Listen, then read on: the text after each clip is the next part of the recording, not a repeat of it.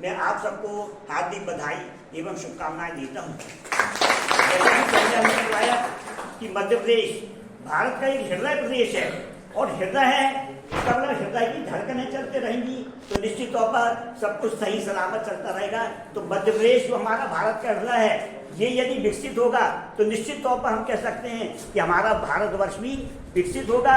मध्य प्रदेश विकसित होगा तो निश्चित तौर पर हम ऊंचाइयों की ओर बढ़ते चलेंगे। हम न सिर्फ राष्ट्र को समृद्ध एवं वैभवशाली बनाएंगे, बल्कि हम भी यदि स्वयं समृद्ध बनेंगे तो इसके लिए मैं कहना चाहूँगा कि सर्वप्रथम, जैसा कि सर ने अभी कहा, कि हम छोटे छोटे कार्य करके मध्य प्रदेश को विकसित कैसे कर सकते हैं। जैसे सर ने अभी जल संरक्षण की बात की है, इसी प्रकार पर्यावरण रक्षा की बात हम कर सकते हैं। कुल मिलाकर यदि हम कहना चाहें कि अभी अमृत महोत्सव मनाया गया था तो उसमें एक टॉपिक रखा गया था वर्षभर होने के नाते गौरव और गर्व की अनुभूति होनी चाहिए। इस अनुभूति के परम पावन क्षण में ढेर सारी शुभकामनाएं। अपने वक्तव्य के प्रारंभ में ही आप सभी बच्चों को, प्यारे प्यारे बच्चों को दे सकते हैं,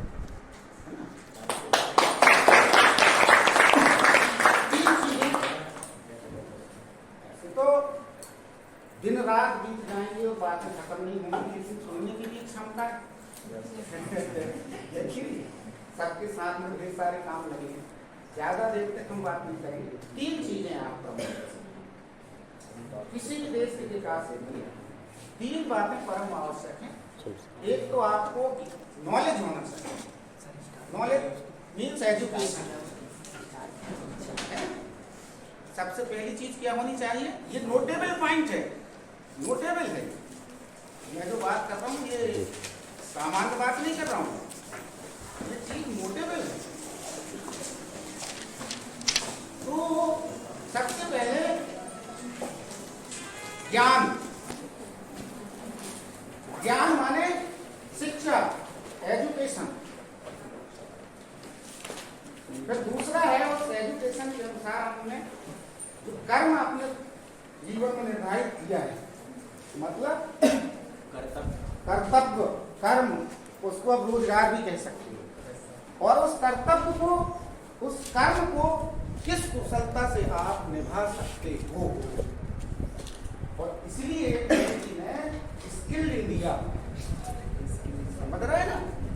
ये वैसे ही नारे नहीं है, बड़े गहरे राज हैं इनके पीछे, है ना? स्टार्टअप, स्किल इंडिया, ये सब इसी चीज के पीछे छुपे हुए रहस्य हैं। तो एजुकेशन मतलब ज्ञान, है ना?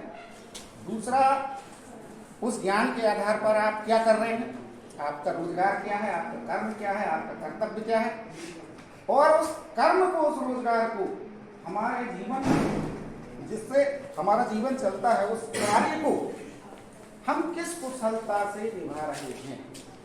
क्या हमारे पास वैसी स्थिति है, वैसी निपुणता है? तो कर्म, ज्ञान और कौशल,